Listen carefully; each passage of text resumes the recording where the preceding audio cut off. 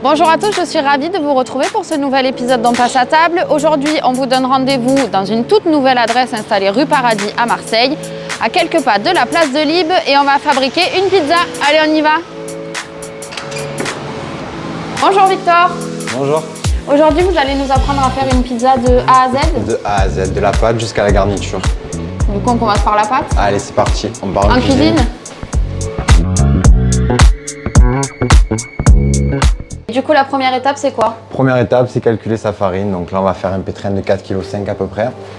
Donc il va nous falloir 3 kg de farine. Ok. Moitié d'eau. 3 quarts de verre de lait. Ok. Un quart de verre d'huile. De la levure et du sel. Ok. Et après, on sera bon. Ok. C'est parti. Donc, tu incorpores toute ta farine dans ton pétrin. Si tu n'en as pas à la maison, tu le fais dans un saladier avec les mains, ça passe aussi. Ouais, ça passe aussi. Ouais, bien sûr. Ensuite, tu prends ton litre 5 d'eau, tu viens ajouter petit à petit ta levure, tu la casses. L'eau froide ou chaude? L'idéal, c'est froid.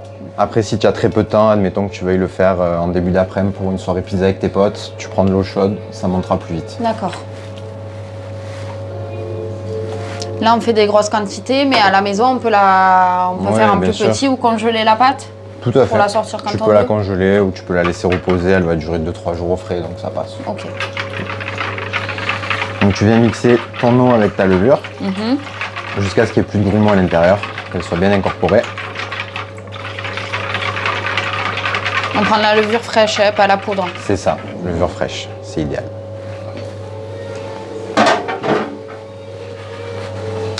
Tu viens ajouter tout ça dans ta farine.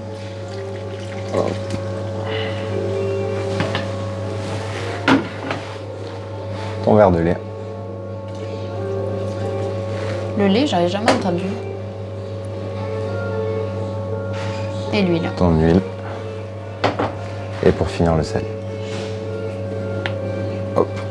Une fois que tu as fait tout ça, tu vas remuer pendant environ 4 à 5 minutes et on sera bon. Ok. Et si on le fait sans la machine à la main, est-ce que tu mets tous les ingrédients aussi et après tu pétris ou tu fais au fur et à mesure? Non, non, pareil. Ok. Tu fais tout d'un coup. D'accord.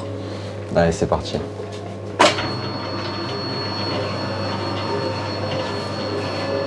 Ça y est, les 4 minutes sont passées, on va pouvoir arrêter le pétrin et récupérer notre pâte.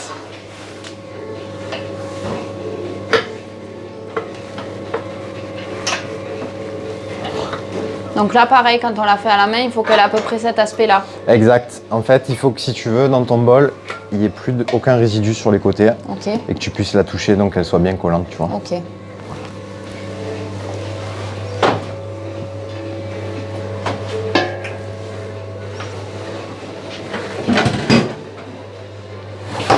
Tu viens récupérer donc un bac. Si tu l'as laissé dans ton saladier à la maison, tu peux directement la laisser à l'intérieur et mettre un chiffon frais, humide dessus. Ok. Et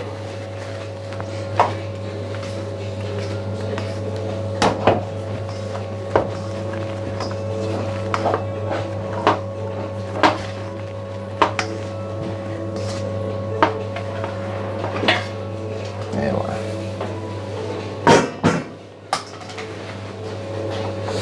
Si vous avez la possibilité à la maison, l'idéal c'est de pouvoir l'étaler un maximum en fait pour la laisser respirer parce qu'elle va gonfler dans le frigo.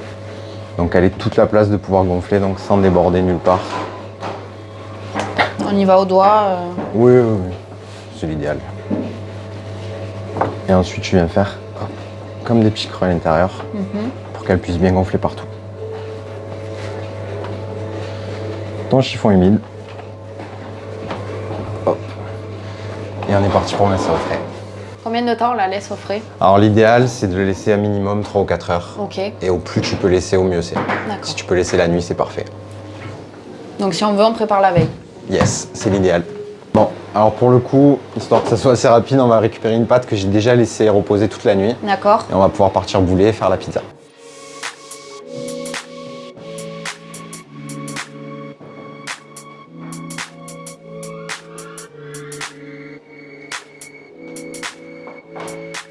Donc là, on prend la pâte qui On va était prête. Exact, on va prendre la pâte qui a reposé et on va pouvoir la portionner. Ok. Donc on fait aux alentours des 300 grammes. Pour une pizza classique, si tu veux faire des plus petites, tu peux prendre plus petit, ça marche aussi. Et tu vas venir en fait juste bouler ta pâte. Hop, pour pouvoir lui donner une jolie forme, comme ça. Ok. Ok. Et ensuite, on va pouvoir les laisser reposer encore une petite heure avant de pouvoir s'en servir. D'accord. Pour la travailler, c'est très simple. Chez nous, à Pellino, on la travaille à base de semoule. D'autres pizzaiolo qui le font à la farine. Ça, c'est les goûts et les couleurs. Mais pourquoi la semoule? Alors, à la semoule, pourquoi? Parce que ça rend un côté croustillant avec le four qu'on a. D'accord, ok. Tout simplement. Donc, tu viens étaler un petit peu de semoule. Tu viens mettre ta pâte à l'intérieur. Hop. Et ensuite, avec la paume de la main, tu vas commencer à lui donner une forme un petit peu arrondie. Comme ça. Voilà. Et après, tu viens les tirer gentiment.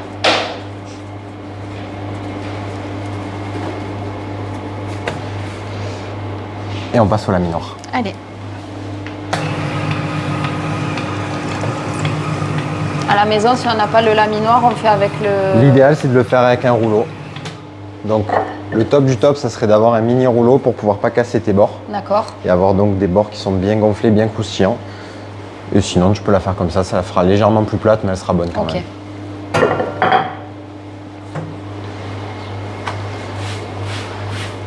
Après, tu retravailles à la main. Tu retravailles et tu viens lui donner une petite forme ronde. Là, vu qu'elle est bien fraîche, elle est un peu plus dure, tu vois qu'elle revient se resserrer. Et en fait, la semoule, ça va aussi nous aider en fait quand tu la tires à ce qu'elle reste un minimum élargie et qu'elle se retire pas. Avec la farine, c'est un peu plus complexe. Voilà, une fois que tu as la forme qui te plaît, donc. Comment tu sais que l'épaisseur elle est bonne? Bah, l'épaisseur, si tu veux, tu vas voir. Là, ce qui nous arrive en plus, c'est typique, ça peut peut-être arriver à la maison. C'est une fois que tu trouves ta pâte, il faut vraiment pas s'inquiéter. Tu la replies et tu viens aplatir. D'accord. Il n'y a aucun problème. Comment tu sais que l'épaisseur est bonne? Alors si tu veux, tu vas commencer à voir le marbre à travers. Ouais. Tu vois?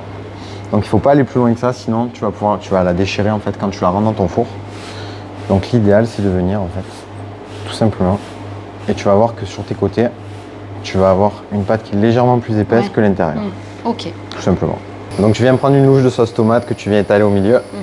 Et avec le cul donc de ta louche, tu viens étaler jusque sur les bords. Donc là où il y a le moins de pâte et là où il y en a plus, tout à fait. Tu laisses un petit peu pour que tu puisses en fait justement l'attraper avec les mains et pouvoir la manger tranquille. D'accord. Tu viens ajouter un peu d'origan par-dessus. La sauce tomate. La sauce tomate, elle est faite maison et malheureusement, ça sera un secret pour aujourd'hui. Tu viens prendre ta mozza donc en brin ou en pain, peu importe. Tu fais une grosse poignée sur le milieu et ensuite tu viens gentiment, hop, jusque sur les bords, tout rallonger. Comme ça. Tu aimes les olives ou pas? Oui. Ouais, allez. J'aime tout moi. Tu viens mettre 4 olives pour faire le style. Et là on est parti, on va pouvoir l'enfourner. Allez. Du coup, si à la maison on n'a pas ça, bah à la maison, est-ce qu'on la j'imagine. fait au préalable sur une plaque pour pas la trouer quand elle est garnie? Le plus simple, ouais, parce que si tu veux, au plus elle va rester sur ta table ou dans ta sur ta table ou dans ta cuisine, au plus elle va pouvoir risquer de coller en fait. D'accord. Donc l'idéal c'est de le faire soit directement dans un plateau, soit de la faire si tu as une pelle à pizza, sur une pelle à pizza, c'est plus pratique. Et allez, on est parti. Et on la laisse combien de temps? Là, à peu près 1 minute 30. Ah, c'est tout? Ouais. Ah, ok. Allez. Allez, on est prêt. Et à la maison, si on a un four normal, je suppose qu'on la laisse pas 1 minute 30? Tout à fait, tu fais préchauffer ton four à 380 degrés à peu près. Ouais. Et tu vas la laisser à peu près 2 minutes, un petit peu plus. D'accord.